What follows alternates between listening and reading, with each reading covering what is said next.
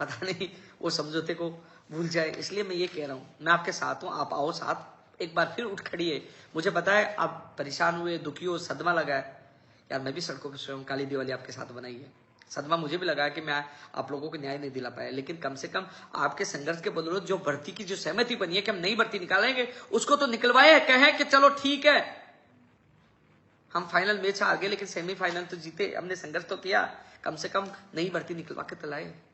तो इसलिए मैं भी प्रयास कर रहा हूं, आप एक बार फिर एक्टिव हो जाए, अन्यथा ये भी हमारे हाथ से निकल जाएगी। एक्टिव हो जाइए, आप लोगों से निवेदन कर रहा हूं, नई भर्ती कम से कम निकलवाएं, जिससे इस सरकार में विज्ञप्ति जारी हो जाए। ये आपके लिए बड़ी देन होगी। एक्टिव हो जाइए आप लोग। पशु चिकित्सक भर्ती कोर्ट में है, AAO फूड सेफ्टी ऑफिसर, इसके लिए मैं पूरा प्रयास करूंगा। लगातार मैं देख रहा हूँ बाबूराम जी और इनके साथी शशि और जो सारे लोग हैं बहुत परेशान है।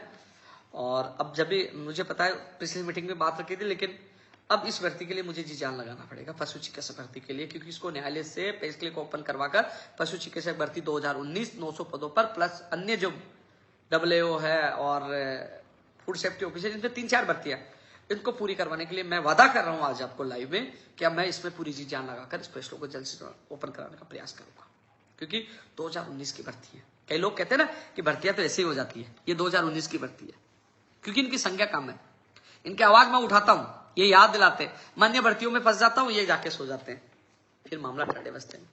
लेकिन आप लोगों से मैं कह रहा हूं, आप लोग मेरे पीछे पड़ जाओ, मैं सरकार के पीछे पड़ जाऊंगा, हो जाएगी।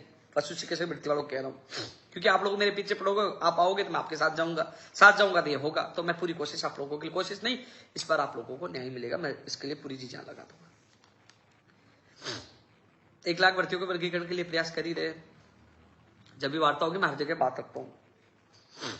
प्रयोगशाला सहायक शिक्षा वाक की ज्वाइनिंग के लिए भर्ती कॉल आ रहे हैं, तो परसों वर्किंग डे में मैं बात करूंगा। अभी शिक्षा मंत्री जी भी 6 तारीख तक बाहर बताए जा रहे हैं, और लाइब्रेरियन वाले कल आ रहे हैं, तो मैं इन दोनों डेलीगेशनों से मैं वार्ता करके जल्द से जल्द, मैं इनके सामने जो भी नतीजा होगा अधिकारी से बात करके जल्द से जल्द जो नियुक्त करवाने की मैं कोशिश करूंगा।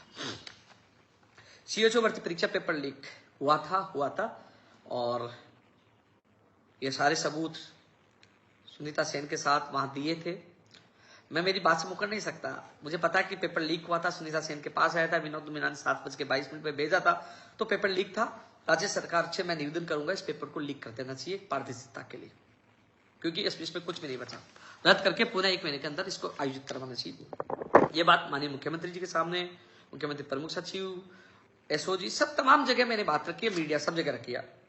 मेरी बात पे अटल आज भी हूं, मैं सत्य बोलता हूं, मैं किसी चीज से प्रभावित नहीं होता, सत्य बात मैं बोलता रहूंगा, मरते दम तक बोलता रहूंगा।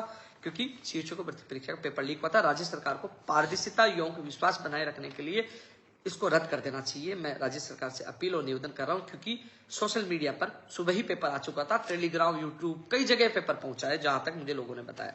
और लोगों ने क्या बताया, मैंने तो सुनीता सेन के मोबाइल में भी देखा था, और विनोद मीना ने भी स्वीकारा है। तो राज्य सरकार को तत्काल इस पर फैसला लेना चाहिए, ये मेरा राज्य सरकार से अपील है। क्योंकि मैं कभी भी बिना तथ्यात्मक बात नहीं करता, सत्य बात है उसको मैं खुलेआम बोलता हूं, और मैं सरकार से ये निवेदन कर रहा हूं, अपील कर रहा हूं, उसको तत्काल निरस्त करके और 1 महीने के अंदर CHO भर्ती परीक्षा आयोजित करवानी चाहिए। मैं मिलूंगा जब भी, तो फिर मैं दोबारा बात रहूंगा। CHO भर्ती का भर्ती ऐसा सोचे कि मैं आपके साथ नहीं हूं, साथ पहले भी था, आज भी हूं, आगे भी रहूंगा। जहां युवा बेरोजगार महासम्मेलन होगा उसमें भी मैं मजबूती से बात रखूंगा, और जहां मैं माननीय मुख्यमंत्री से मिलने की मैं कोशिश करूंगा या उनका अधिकारी से मुलाकात करूंगा, वहां भी बात रखूंगा। बात मैं मजबूती से रखूंगा, पहले भी रखी थी, आगे रखूंगा। मैंने तो बुलाया भी था, आपके भर्ती नहीं पूछे, लेकिन मैं मजबूती से आपकी बात रखूंगा। साथियों, कनिष्ठ अनुदेशक भर्ती के जो 3100 से ज्यादा पदों पर विकास और कृष्ण मेरे संपर्क में है, चिंता न करिए, भर्ती की जिम्मेदारी ली तो पूरी भी करूंगा। अब मैं आया हूं तो RPC से फाइल आने के बाद मैंने ट्वीट किया था, इस वीक में आ जाएगी। अब पता करता हूं मामला कहां तक पहुंचा। हालांकि ये मामला कैबिनेट में जाकर नियम संशोधन को अप्रूवल मिलेगा।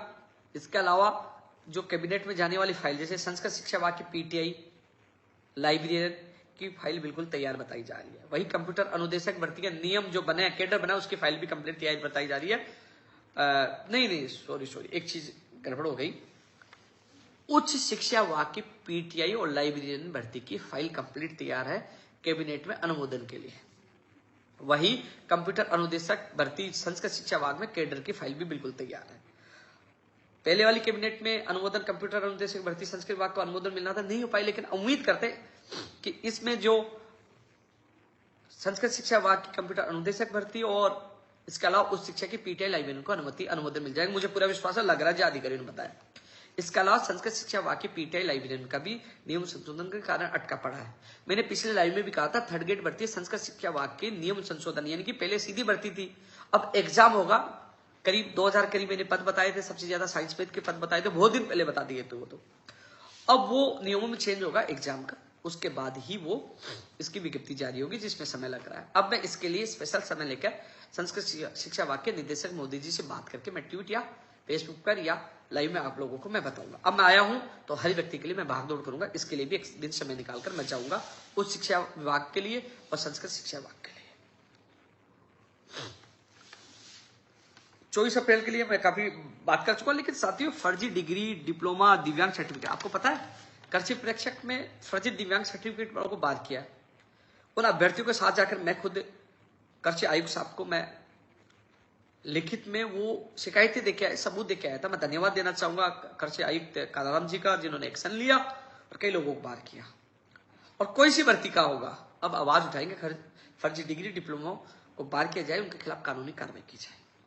और मैं तो मांग कर रहा हूं भविष्य में होने वाली तमाम भर्ती परीक्षाओं को लिखित परीक्षा के माध्यम से करवाया जाए, क्योंकि ये फर्जीवाड़ा का जो बढ़ावा जो मिला है कि जो मेरिट के आधार पर भर्तियां होती है तो लोग फर्जी डिग्री, डिप्लोमा, दिव्यांग सर्टिफिकेट, खेल प्रमाण पत्र बनाने के लिए बाहर पहुंच जाते हैं। तो सरकार से मैं ये एक अपील करूंगा कि एक तो इंटरव्यू प्रथा खत्म करो। आरएस में भी आप खत्म नहीं कर पा रहे हैं, आरएस में आपके एसआई में तो 5-10 नंबर का कर दो, बिल्कुल कम कर दो या खत्म कर दो, ये मांग हम कर रहे हैं। लेकिन फर्जी डिग्री, डिप्लोमा, दिव्यांग सर्टिफिकेट, फर्जी खेल प्रमाण पत्र के खिलाफ सरकार इनके लिए कानून लेके आए, उनके खिलाफ कानूनी कार्रवाई करे, यह हम मांग लगातार कर रहे हैं। और मेरिट के आधार पर न करके लिखित परीक्षा के माध्यम से आने वाली भर्ती परीक्षा सरकार आयोजित करवाई, ये भी युवा बेरोजगार महासम्मेलन में प्राथमिकता के साथ आवाज उठाई जाएगी।